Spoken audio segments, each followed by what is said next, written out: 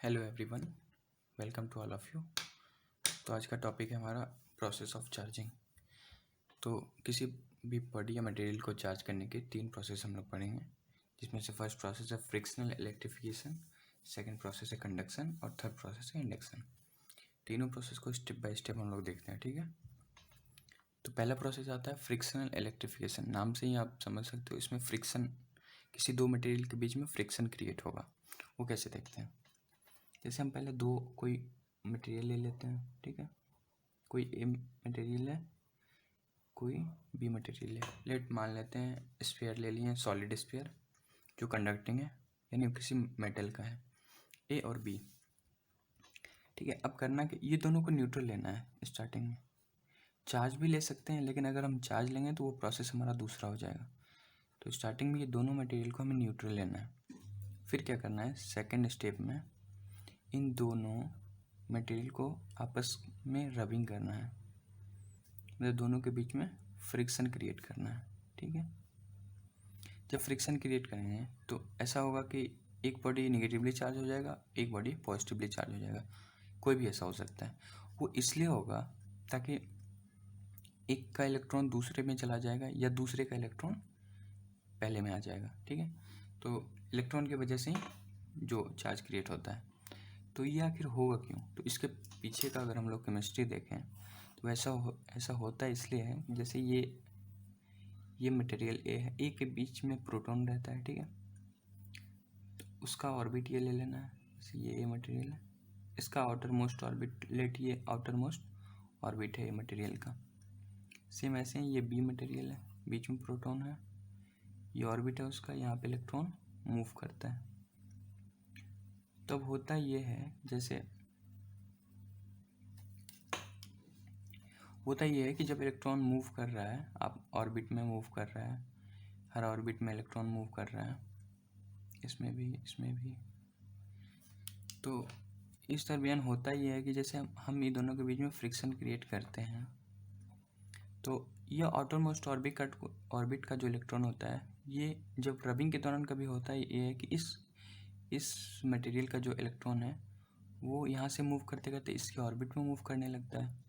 या ये भी हो सकता है इस मटेरियल का इलेक्ट्रॉन करते करते इस ऑर्बिट पे मूव करने लगे। तो ये डिपेंड इस पे भी करता है कि किस मटेरियल का इलेक्ट्रॉन जो है वो लूजली बाउंड है। अगर जिस मटेरियल का इलेक्ट्रॉन लूजली बाउंड है, यानी वो मटेरियल ज़्यादा कंडक्टिंग है, तो वो सीधा वो अपना इलेक्ट्रॉन ईजिली लूज कर देगा। तो इससे ये भी पता कर सकते हैं कि रबिंग के दौरान अप्रॉक्सीमेट किस पे क्रिएट होगा चार्ज। ऐसे तो ये श्योर नहीं कर सकते हैं, लेकिन ये अगर जिसका लूजली बाउंड है तो ज़्यादा चांस है वो अपना इलेक्ट्रॉन ईजिली दे देगा, ठीक है। तो ये हमारा पहला प्रोसेस है फ्रिक्शनल इलेक्ट्रिफिकेशन। इसमें फाइनली क्या होगा, दोनों बॉडी पे चार्ज क्रिएट हो जाएगा। किस पे भी हो सकता है, या फिर इस पे नेगेटिव हो गया या इस पे पॉजिटिवली हो जाएगा। इस पे सेम मैग्नीट्यूड का चार्ज क्रिएट होगा। या तो ए इलेक्ट्रॉन लूज करेगा या बी इलेक्ट्रॉन लूज करेगा, कोई भी हो सकता है, ठीक है। दूसरा प्रोसेस जो है हमारा, दूसरा प्रोसेस हमारा कंडक्शन। कंडक्शन में सिंपली क्या होता है इसमें, लेकिन इसमें चार्ज बॉडी लेना रहता है हमें। जैसे ए बॉडी हम ले लिए हैं चार्ज, कोई भी चार्ज हम ले सकते हैं, लेट नेगेटिव चार्ज बॉडी हम ले लिए हैं, ठीक है। अब करना क्या है, अब एक बॉडी का न्यूट्रल ले लिए, ये जो है ये चार्ज है, ये बॉडी चार्ज है, ये बॉडी न्यूट्रल है। तो सिंपली करना है सेकंड स्टेप में, इन दोनों बॉडी को एक कंडक्टिंग वायर से, यहाँ पे भी स्पेयर ही मान के चलो आप, एक कोई सॉलिड स्पेयर कंडक्टिंग मेटल का ले लिया, और इन दोनों को आपस में फिर क्या करना है, एक मेटेलिक वायर से कनेक्ट कर देना है। तो होगा क्या, ये न्यूट्रल था पहले से, ये चार्ज था, तो इसका कुछ चार्ज उस पर ट्रांसफ़र हो जाएगा। जैसे अब मान लीजिए इस पर निगेटिव है, तो इस पर कुछ amount of come negative charge बच जाएगा, कुछ अमाउंट ऑफ चार्ज इस पे आ जाएगा। हाँ, दोनों का इक्वल करके इसके मैग्नीट्यूड के बराबर होगा। जैसे अगर मान लेते हैं कि ये ए बॉडी पे पहले से चार्ज था क्यू, ठीक है। तो अब एज्यूम करते हैं बी पे आ गया होगा स्मॉल क्यू चार्ज, तो ए पे कितना बचा होगा, capital Q minus small Q. आप इन दोनों को ऐड करोगे तो नेट फिर इतना ही आएगा। तो कभी ऐसा भी आपको मिल सके, ये प्रोसेस है कंडक्शन का।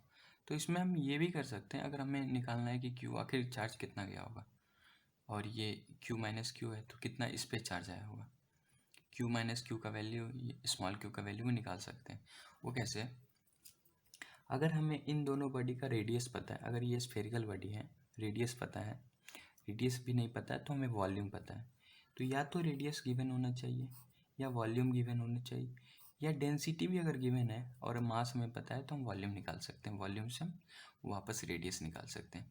तो मेनली हमें रेडियस निकालना है इसका, और इसका भी रेडियस अगर पता है, यहाँ पे स्मॉल आर पता हो या सिंपली वी डैश पता हो या फिर कुछ भी रो डैश इसका ही पता हो, तो सिंपली हम मान लें कि दोनों सेम मटेरियल है, ठीक है। वॉल्यूम अगर सेम मटेरियल है दोनों, जैसे आप आयरन ले लो, गोल्ड ले लो, कोई भी मटेरियल है, या सिल्वर ले लो, तो अब हमें निकालना है Q माइनस Q और Q दोनों का वैल्यू भी निकालना है।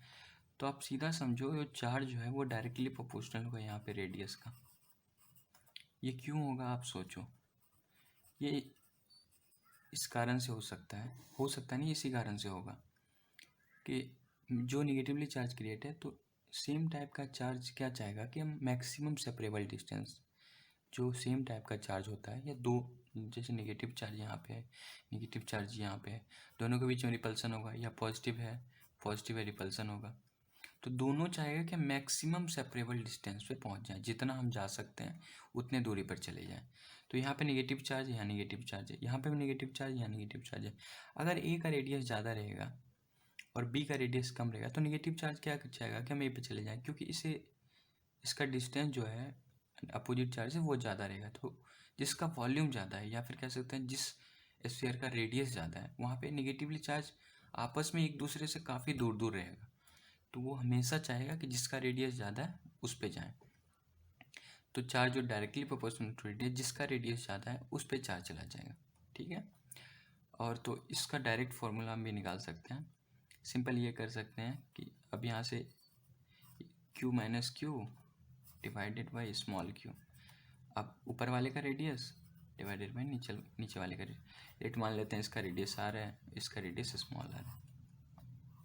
ये उसी केस में होगा जब दोनों सेम मटेरियल का है, लेकिन अगर सेम मटेरियल का नहीं है तो ये वैल्यू नहीं आएगा, क्योंकि उसके कंडक्टिविटी पे डिपेंड करता है कि उसमें इलेक्ट्रॉन को रखने की कितनी ज़्यादा क्षमता है, ठीक है।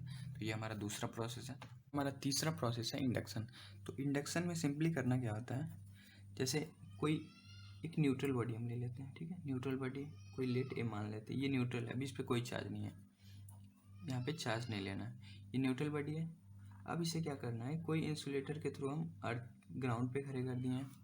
ये इंसुलेटर पाइप है, आप प्लास्टिक वगैरह का ले सकते हो, जो इंसुलेटर है जिसमें इलेक्ट्रॉन का ट्रांसफ़र नहीं हो इलेक्ट्रॉन। तो सिंपली हम न्यूट्रल बॉडी ले लेंगे। इसको करना कि ये फर्स्ट स्टेप है। स्टेप 2 में करना ये है कि ये जो बॉडी है इसको एक चार्ज बॉडी के नज़दीक लाना है। याद रखें, सिर्फ नज़दीक लाना। जैसे कोई मटेरियल ले लेते हैं, ये पहले से चार्ज है, ये पॉजिटिवली चार्ज है, तो इसके नज़दीक लाना है, टच नहीं करवाना है, ठीक है। ये वापस ऐसे ही है, ये वाला इंसुलेटर है, ये हमारा स्फीयर है, ठीक है। ये तब होगा क्या, जब हम पॉजिटिवली चार्ज अगर इसके नज़दीक लाएंगे तो यहाँ पे इसके आउटर मोस्ट ऑर्बिट पे नेगेटिव चार्ज आ जाएगा, और same quantity of positively charge यहाँ आ जाएगा। ये ऐसा नेगेटिव चार्ज इसलिए आ रहा है क्योंकि हर मटेरियल में इलेक्ट्रॉन और प्रोटॉन होता है, ठीक है। तो ये बॉडी न्यूट्रल है, तो इसमें equal amount of electron proton है, यानी चार्ज पॉजिटिव नेगेटिव चार्ज बराबर है, तो इसलिए न्यूट्रल है ये। तो इसका जो नेगेटिव चार्ज है वो क्या जाएगा, पॉजिटिव वाले की तरफ आए तो इधर आ जाएगा। अब इसका जो पॉजिटिव चार्ज है वो देखेगा पॉजिटिव चार्ज नज़दीक आया तो वो दूर चला जाएगा, यानी स्फीयर के इस साइड आ जाएगा, यानी स्फीयर के right side positive charge, left side negative charge आ जाएगा। अब हमें थर्ड स्टेप में करना ये है, सिंपली ये जो बॉडी है इसे हमें ग्राउंड कर देना है, यानी अर्थ से, ये अर्थ है, ठीक है, अर्थ से हमें ग्राउंड कर देना है। तो अर्थ पे होता क्या है, यहाँ पे नॉर्मली पोटेंशियल जीरो होता है। अर्थ का मतलब सिर्फ हमें अभी यही समझना कि यहाँ पोटेंशियल जीरो हो जाता है, यानी किसी भी चार्ज को न्यूट्रलाइज करने का कैपेसिटी अर्थ रखता है। तो अर्थ के पास infinite number of electron proton है, उसमें कोई वो नहीं है, उसमें हम कितना भी इलेक्ट्रॉन डाल सकते हैं, कितना भी निकाल सकते हैं, ये हमेशा न्यूट्रल ही रहेगा। तो अर्थ पे जब करेंगे तो होगा क्या ये कि ये जो हमारा पॉजिटिव चार्ज वाला पार्ट है